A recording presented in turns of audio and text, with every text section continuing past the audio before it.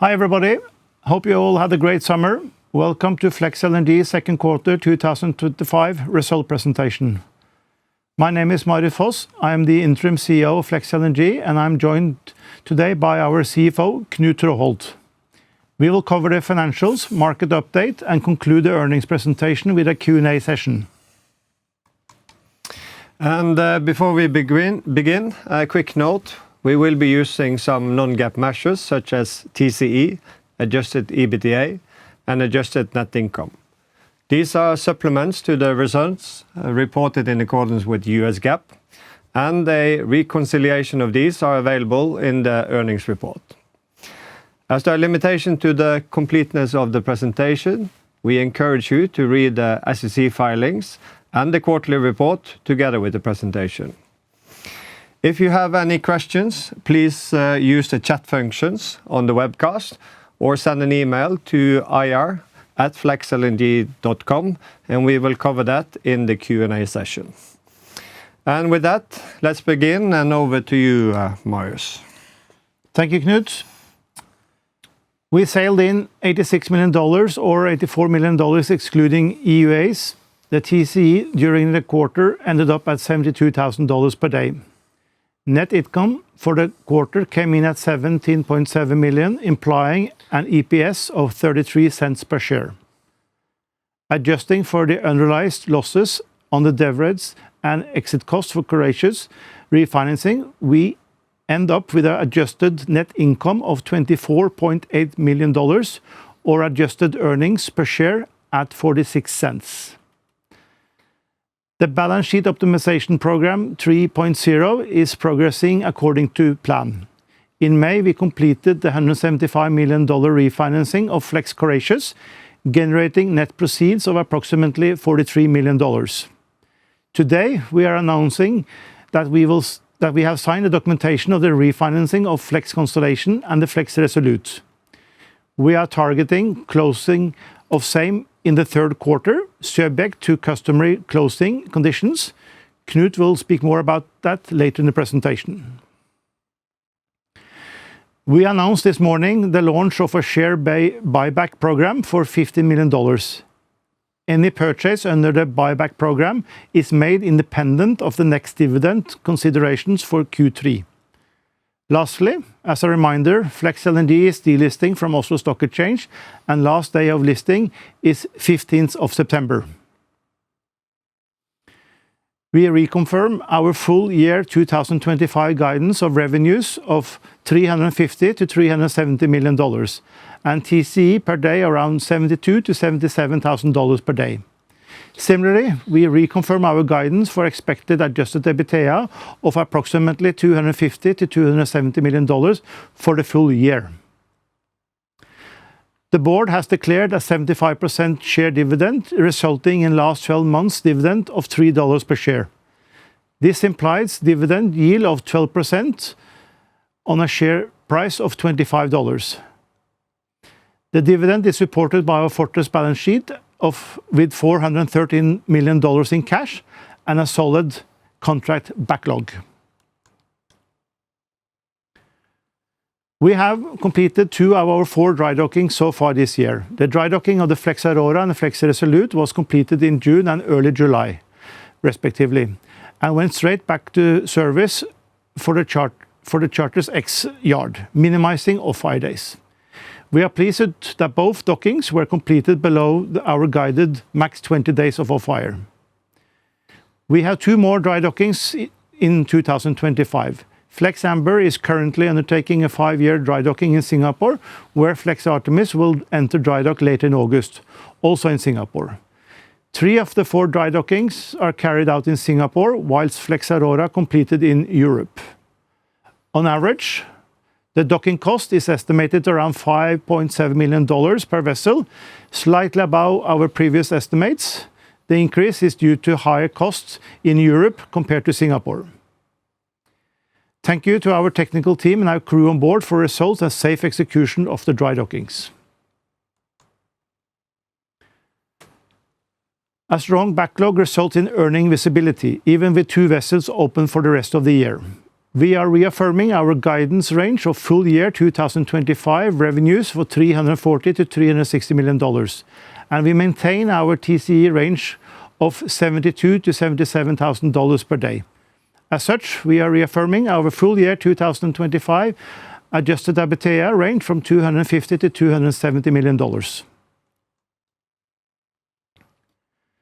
Looking at our contract coverage, we are very well covered for the next years, with 56 years of minimum backlog, which might grow up to 85 years if the charters do declare all the options. As you can see from this slide, we have 2 vessels in the spot market.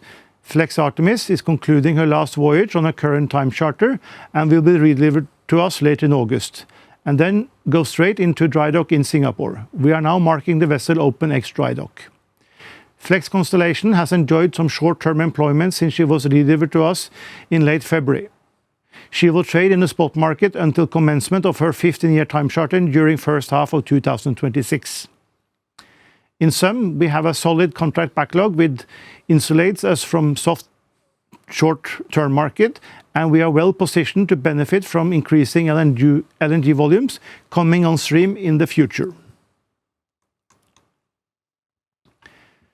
We in Flex LNG are committed to maintain a shareholder-friendly dividend policy and delivering shareholder returns. We aim to provide a transparent framework for dividend payouts guided by a defined set of decision factors. This includes earning visibility, contract backlog, balance sheet strength, and debt maturity profile. While we maintain our cautious short-term outlook on the LNG market, we remain bullish on the long-term LNG story. We have a very strong charter backlog and maintain a fortress balance sheet. On the back of this, the board has declared an ordinary quarterly dividend of 75 cents per share. The dividend will be paid out to shareholders on record 5th of September. The payment dates 18th of September for shareholders in New York Stock Exchange and 23rd of September for shareholders on Oslo Stock Exchange. With that, I will hand this over to Knut. Thank you, Marius, and let's walk through the key financial highlights of the quarter. Revenues for the first quarter came in at $86 million or $84 million net of EUAs. This translates into a time charter equivalent of $72,000 per day. This represents a slight drop compared to the first quarter, which is primarily due to the seasonal softer spot market, impacting earnings for the Flex Constellation, who operated in the spot market, and Flex Artemis, which is on a variable hire contract.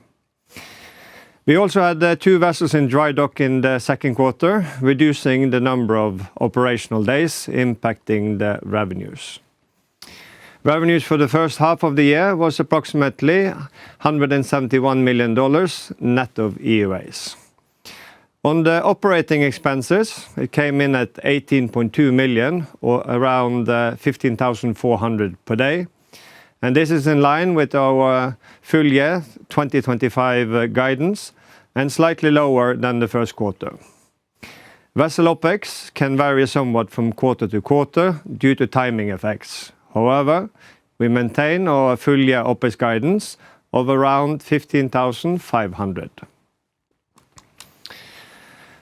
As you will note in the report, we booked $1.6 million in extinguishment costs for the refinancing of Flex Courageous and a net loss on the interest rate derivatives of $1.3 million. This includes realized gains of $4.3 million and unrealized losses of $5.7 million.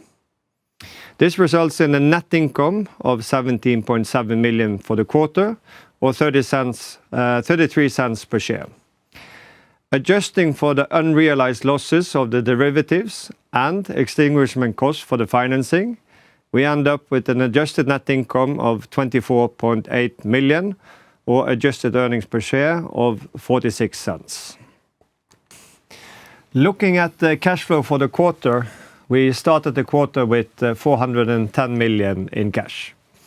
We generated $44 million from operations, which was offset by negative working capital movements of $7 million, as well as 11 million in dry docking expenditures. These expenditures include both costs for the 2 dry dockings completed in the quarter, as well as prepayment for the cost for the next 2 dry dockings scheduled in the third quarter. We paid 27 million in scheduled debt installments, and as you can see, we realized 43 million in net proceeds from the refinancing of the Flex Courageous. Net of 41 million in dividends, the cash balance at the end of the quarter came in at 413 million. With the closing of the financings announced today, we will add additional 90 million to our cash balance in the third quarter. Today, we are pleased to announce additional 2 new financings for the Flex Resolute and Flex Constellation. With the closing of these transactions, we are concluding the balance sheet optimization program 3.0 and freeing up 132 million in liquidity, pushing out the maturity profile and reducing the cost of debt. The new financing of Flex Resolute is a Japanese JOLCO on the same terms as for the Flex Courageous, concluded in May. This addresses our first debt maturity in 2028 and push out the maturity date to 2035. The new lease comes with an attractive blended cost of debt of SOFR plus 1%. And as you can see, the repayment profile is slightly lower, and that is due to the fact that Resolute is 1 year younger than the Courageous, and the financings are on exactly the same terms. We are also announcing a new 15.5 years, 180 million bank facility with a margin of 165 basis points for the Flex Constellation. This financing is back-to-back with the 15 years charter contract for Flex Constellation.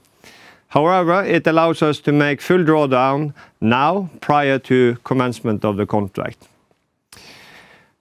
For the first 7.5 years, the facility is repaid on an age-adjusted repayment profile of 25 years, while the last 8 years is on a 22 years profile to 0. We are grateful for the trust and support from our financing partners, both the new coming in for these financing and the ones who have provided the previous financing of these 3 ships. Thank you. On the interest rate portfolio, we have made no additions to the portfolio since the 150 million added in April. The overview now includes the fixed rate element for the new JOLCO lease for Flex Resolute, resulting in about 70% hedge ratio in the next quarters. Our swap portfolio is today 850 million with an average duration of 3 years and fixed at an average interest rate of 2.3%. Since January in 2021, this portfolio has generated unrealized and realized gains of $131 million. So with the new financings, freeing up additional liquidity, we are fortifying our balance sheet even further. Together with the sound contract portfolio, limited capex liabilities, and no debt maturity before 2029, this gives us a solid commercial platform and provides us financial flexibility.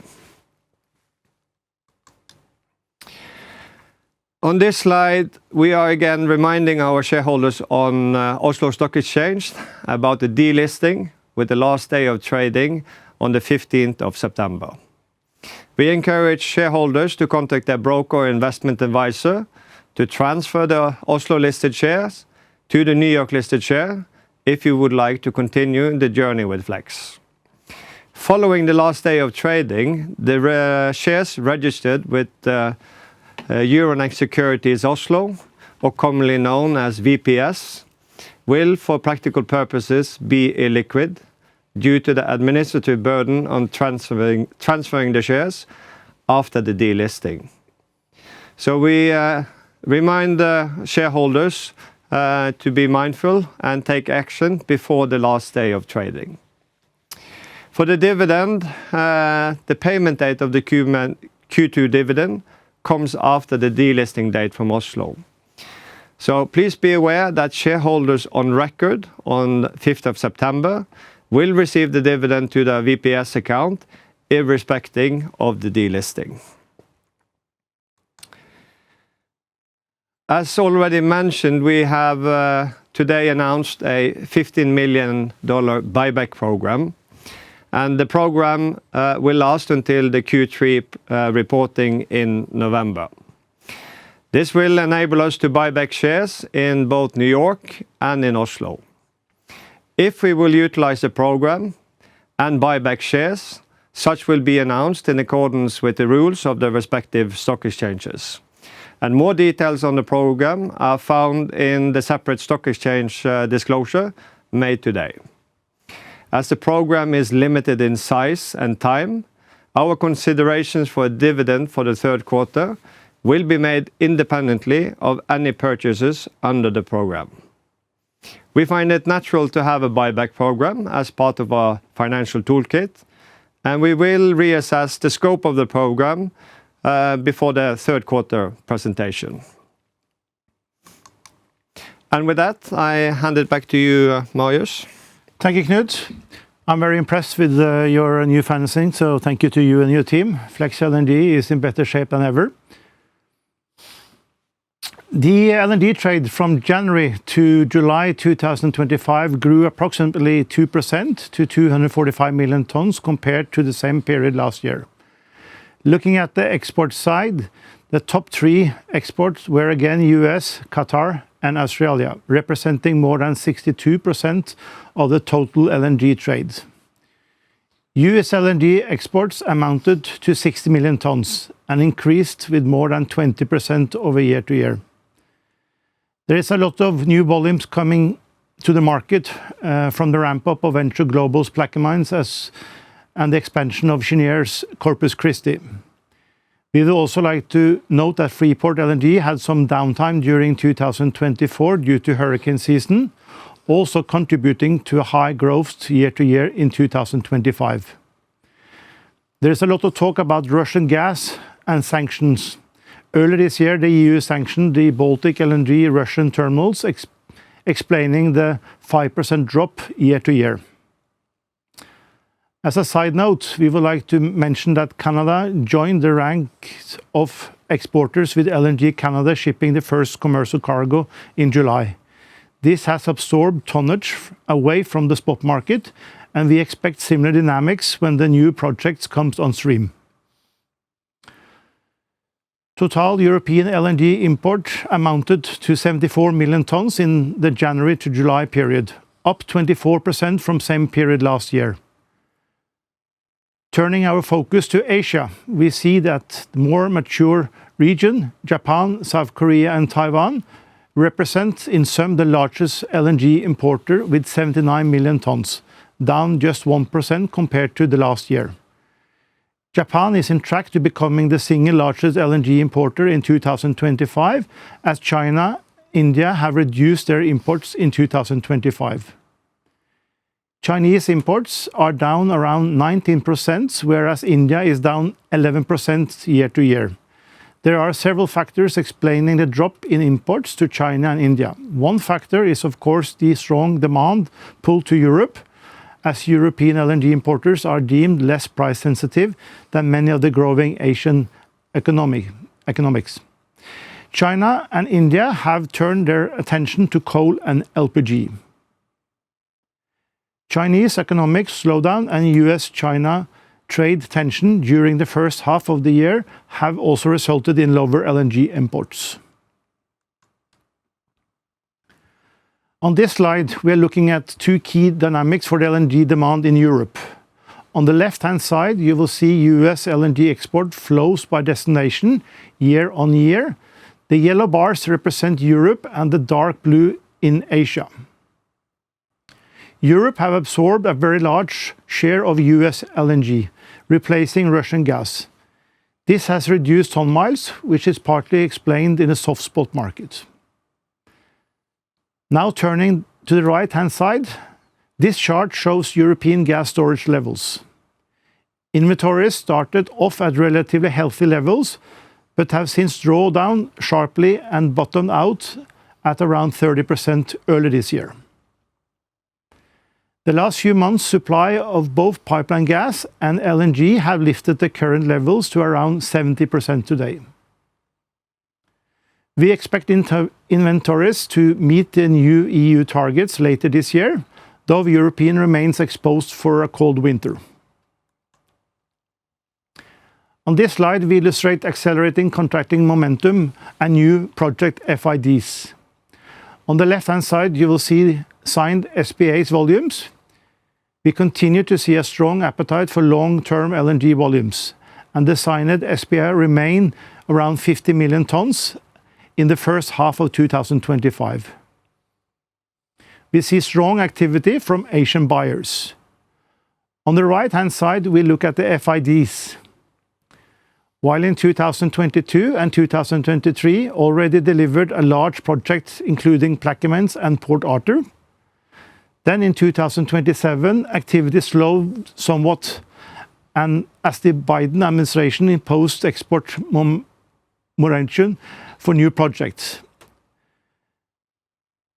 The moratorium was lifted by Trump administration, and we have seen fresh wave of FIDs including Cheniere Corpus Christi Train 8 and 9, Venture Global CP2, and Woodside's Louisiana LNG projects. These new projects will absorb a lot of tonnage. Approximately 300 LNG vessels are scheduled for delivery over the next years. You can see that the bulk of fleet growth concentrates to this year, 2026 and 2027. Less than 30 of these vessels are uncommitted, and most of new vessels are already tied up to Qatar or other long-term projects.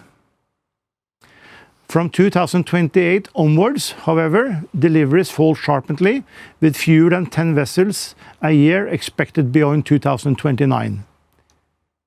This profile means that while there will be a lot of new tonnage entering the market in the midterm, however, our backlog gives a strong isolation from the fleet growth. The new building prices for modern LNG carriers built in South Korea have stabilized, and shipbrokers quote prices around $250 million per vessel. The shipyards are quite busy, and the slots offered are to be delivered in 2028 onwards. This means that the cost of carry-on from financing in the period and supervision will push up the all-in delivered price. We expect new build prices to stay at these levels going forward. Term rates for 5 years and 10 years time charter are currently quoted around $80,000 for delivery within the next 12 months. However, there are very few recent deals concluded. We continue to see a significant number of vessels idling, both steam vessels and tri-fuels. As many as 64 ships, or 9% of the active fleet, is effectively out of play today. A continuing reduction in supply will have tightened effect on the market. For vessels moving into cold layup, or the barrier for reactivate is costly and slow. It, in many cases, equivalent to a quiet exit from the fleet. From there, scrapping becomes a natural next step.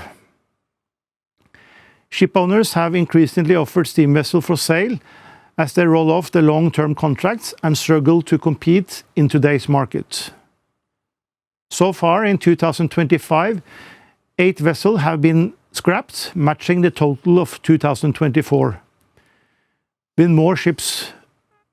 more steam vessels now up for sale, this figure is likely to rise. We are seeing a falling age profile of scrapped ships. Once averaging around 40 years, it has now dropped to about 25 years. Steam vessels coming off contracts have limited commercial opportunities going forward.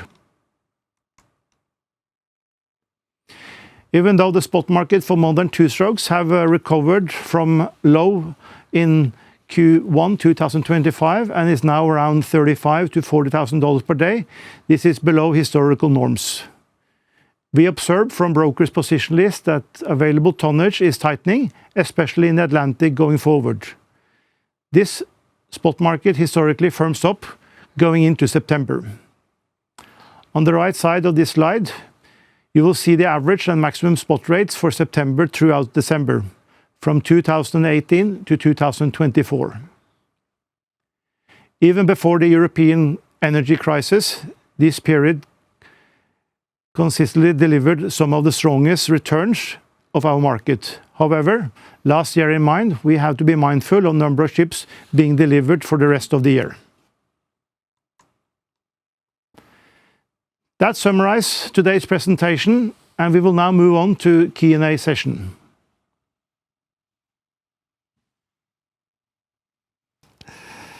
Thank you, Marius. And that leads us over to the Q&A sessions. And thanks everyone who has submitted the question to us today. Marius, we have a number of questions regarding the upcoming options for the Flex Aurora and Flex Volunteer, both in terms of likelihood of being declared and timing of these options.